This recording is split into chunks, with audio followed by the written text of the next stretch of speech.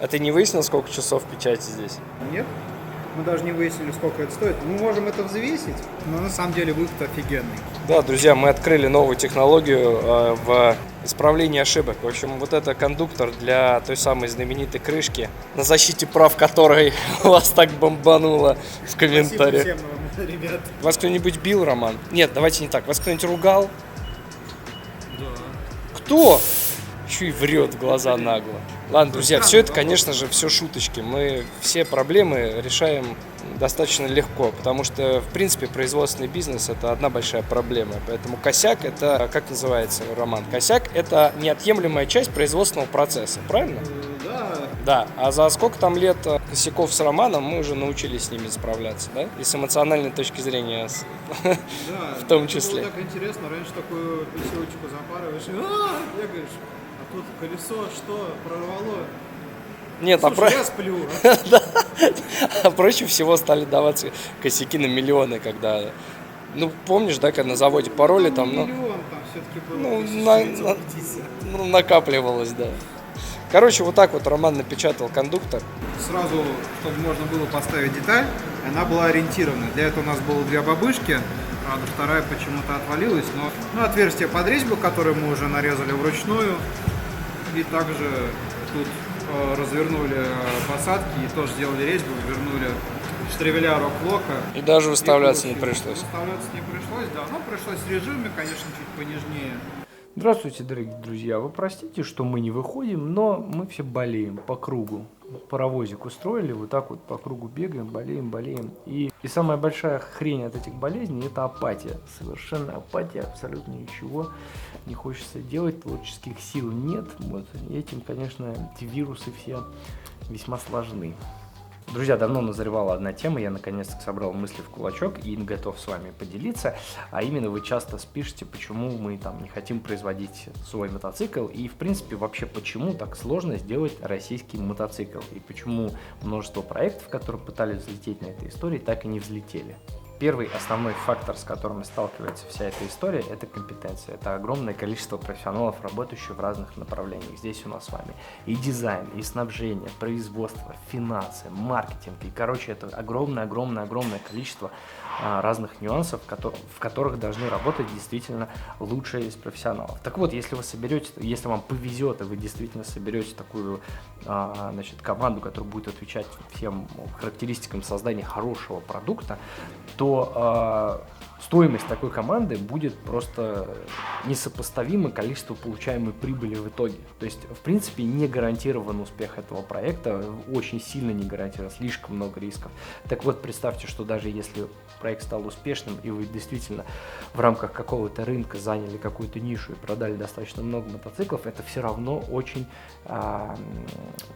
маленькие цифры относительно тех компетенций, которые нужно собрать и стоимости этих людей.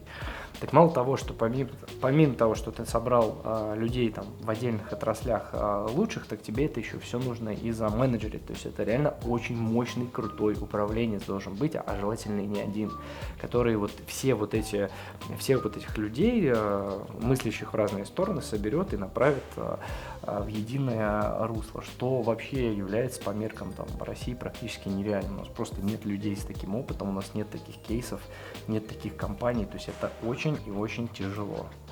В общем, если подвести определенный пункт, то он будет звучать так, что риски не оправдывают ожидания. То есть то количество проблем и то количество работы, которое нужно сделать, оно просто несопоставимо с конечной выручкой и прибыли, которую можно оттуда получить. То есть вы такую команду под такие реализации просто не найдете. Это будет очень тяжело. Либо вы будете работать в высоченных компетенциях, то есть будете там шариться по рынку в поиск дешевой рабочей силы, и в итоге риски вашего проекта еще сильнее увеличиваются.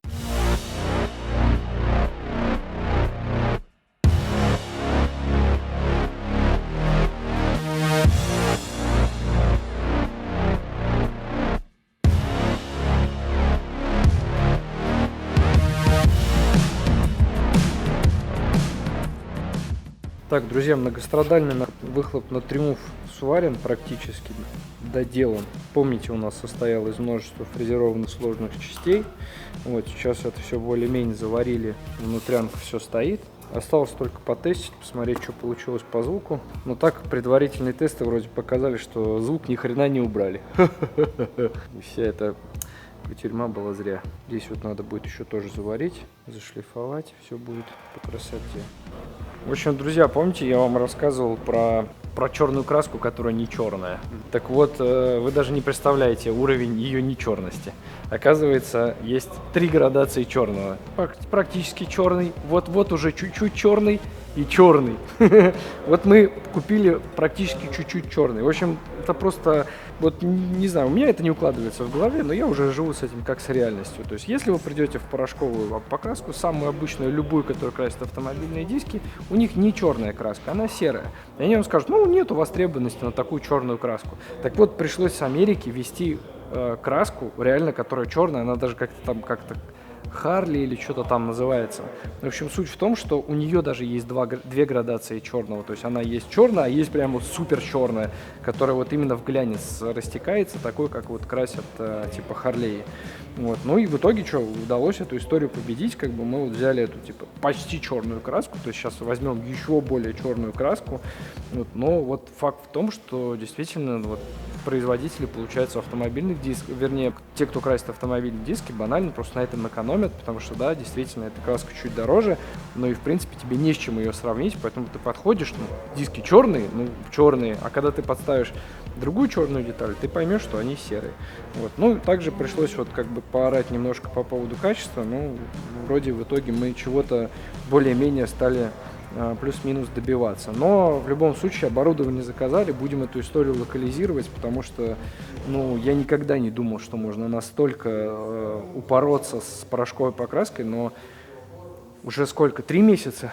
Мы 3 месяца уже красимся, да? Мы порядка 3 месяцев пытаемся вот наладить эту историю, и просто охренеть можно. Но здесь у вас, кстати, может возникнуть вопрос, что типа, а что вы раньше-то делали? А суть в том, что с недавнего времени, вот когда мы перебрались в Москву, мы перешли на анод, и практически все было анодированным. То есть мы к порошку практически не возвращались. И сейчас вот буквально там последний год, во-первых, мы начали работать с фэтбоями, а фэтбои там все в глянцевом порошке, поэтому просто приходится использовать там порошок.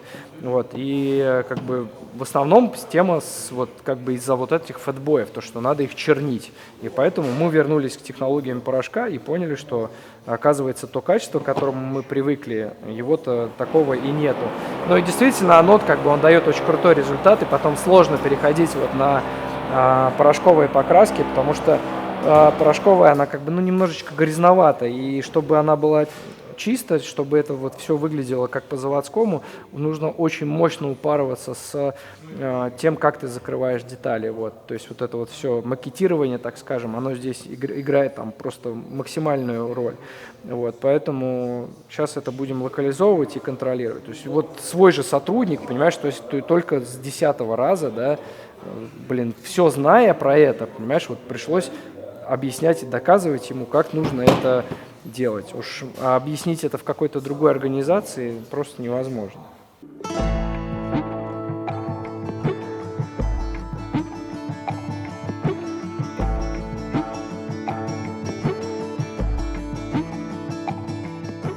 Следующая тема, следующий пункт, который я хотел бы обсудить, это отсутствие эволюции. То есть, скорее всего, русский мотоцикл возможен в каком-то эволюционном пути. То есть это от проекта к проекту к проекту. То есть примерно тот путь, который проходим там в данный момент мы. То есть это некий там условно кастом, который получает некую там популярность и начинает продаваться в мелкой серии, и затем от этого ты эволюционно выходишь на производство продукта. Но на самом деле, чем больше мы вот в это все погружаемся, и чем больше мы продаем проектов мотоциклов, тем я сильнее вижу, насколько это проблематично. Именно запуск вот полносерийной, нормальной модели со сертификациями, со всеми homологациями, тестами, испытаниями, нормальной инженерией, тестами всех узлов там, и все остальное. То есть это реально огромный процесс, и я просто не представляю, как нужно быть уверенным в конечных продажах конечного продукта, чтобы вступить в такое вот, наступить в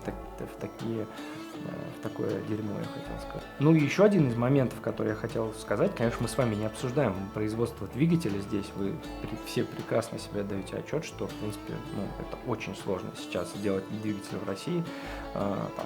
Вы прекрасно помните недавний наш проект русского автомобиля, который сейчас двигается, вы понимаете, что это реально очень сложно и очень дорого. И вот именно вопрос в том, что производство высокотехнологичной истории в России достаточно дорогое относительно стран, других развитых стран. То есть, с одной стороны, да, у нас есть, если по экономическим факторам посмотреть, то наша рабочая сила гораздо дешевле, да, и то, что касается операторов ЧПУ станков, все остальное, это все гораздо дешевле, чем в Европе и Америке. Но как только мы с вами выходим на другой уровень, поднимаемся чуть выше в технологических процессах, где требуется большое количество высококвалифицированного персонала и плюс хорошего оборудования, здесь мы с вами приходим к тому, что делать это здесь очень экономически невыгодно. И это еще одна из вещей, которая больше нас с вами подталкивает к тому, что мы не можем сделать народный проект, такой, чтобы это была какая-то удовлетворительная цена, а мы все-таки с вами полезем в премиум-сегмент и средний сегмент, что с одной стороны легче, а с другой стороны просто невозможно сложно, потому что это очень ограниченный рынок, максимально ограниченный.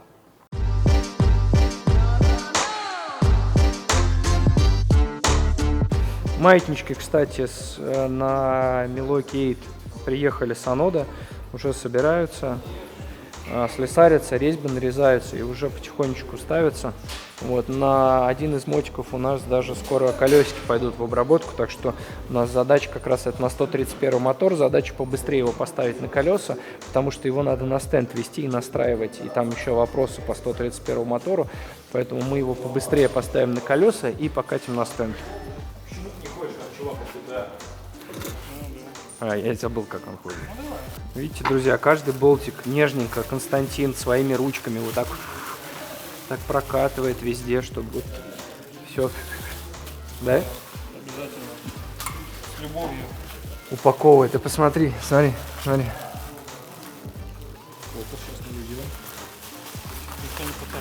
Чтобы ничего не поцарапано, все вот так вот аккуратненько.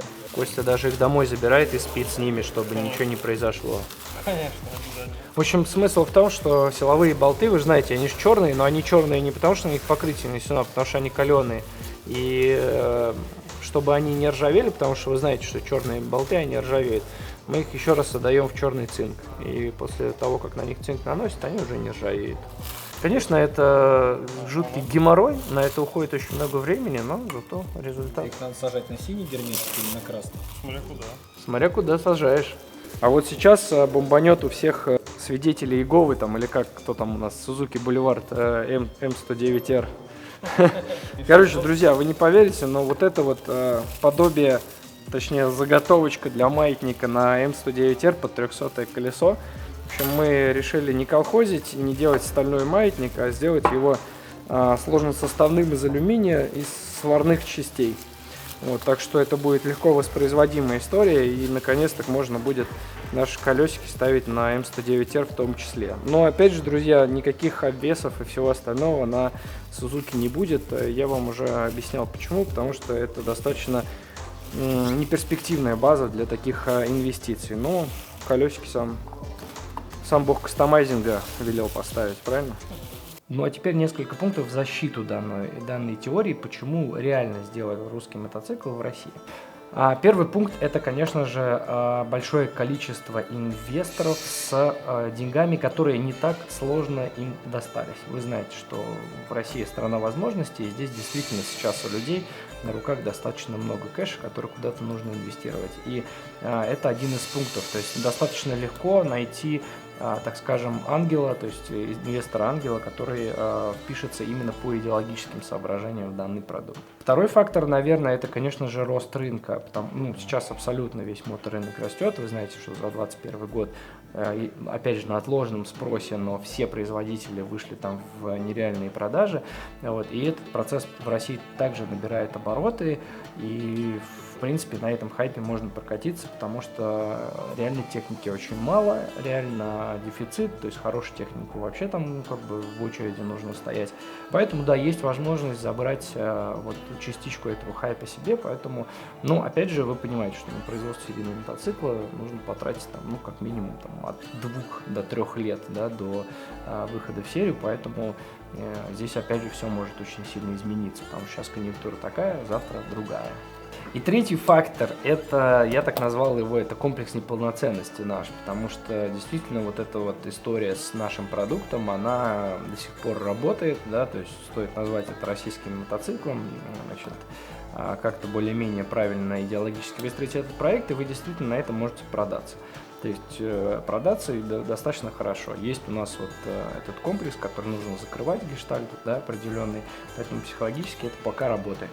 Чем дальше наше общество будет развиваться, тем, конечно, этого будет становиться меньше, меньше, меньше, но пока это есть, и в ближайшие годы на это можно прокатиться. Так что, если вы греете себя мечтой, и у вас есть какой-нибудь проектик, обязательно оформите это в красивую презентажку, набросайте красивый дизайн, и вы всегда найдете своего инвестора. Но лучше не надо.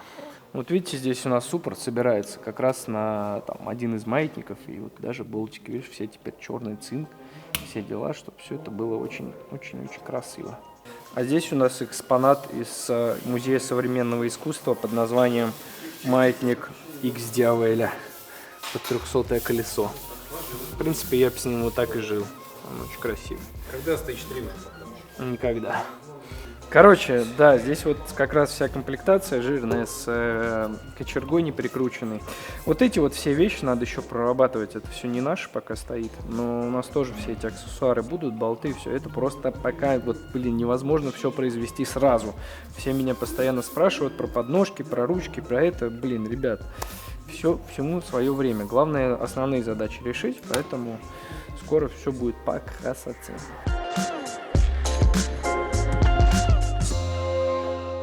Ходовки все готовы, кроме колес и внешних обвесов. Следовательно, сейчас на дуксах соберем морды, соберем хвосты.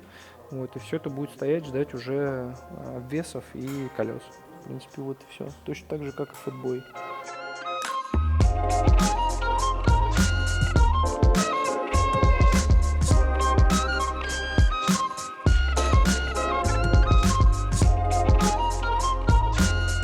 Еще одна игрушечка в нашем распоряжении – это гравировальный станок лазерный. В общем, смысл в том, что, ну, понятно, любой производитель деталей всегда нужно делать какую-то гравировку, логотип. И у нас большая проблема была с этим связана, потому что джотовские детали готовы, нужно это куда-то увезти, там сделать гравировку, вернуть. Очень сложные эксперименты производить, сложно с оснасткой, опять же, потому что это в разных местах чаще всего происходит. Короче, это очень сильно нас на самом деле выбивало, задерживало, и в принципе больше хочется делать разных крутых гравировок, опять же, как-то использовать более широко этот инструмент. Вот, поэтому, локализовав эту тему, сейчас вот мы начинаем всякие экспериментики делать, опять же, на колесах хочется гравировку, а это всякая дополнительная оснастка. Вот, вообще основная задача от него была, это, конечно, широкий стол, то есть большие диапазоны, чтобы мы большие детальки могли гравировать, маятники там и всякую такую историю. Вот. Ну, сейчас вот ребятки разбираются, мучаются. Короче, у этой штуки есть только одна тема, это нужно вовремя остановиться, потому что начинается нанесение логотипов и гравировок на все подряд. Вот, например, можно теперь вот так вот красиво болтики делать.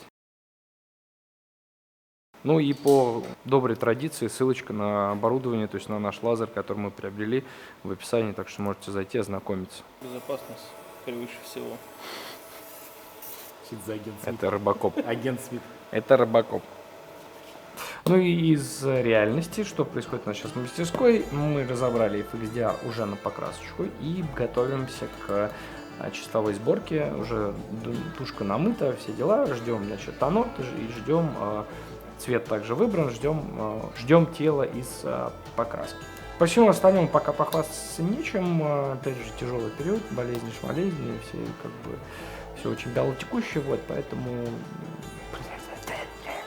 Вообще, в целом, похвастаться нечем, потому что все скомкано, половина людей болеет, все вот так вот через этот, вдохновения нету, поэтому, надеюсь, на следующей недельке чуть-чуть продвинемся, покажем вам много чего интересного. Всех обнял, приподнял. Будьте аккуратны с русскими мотоциклами.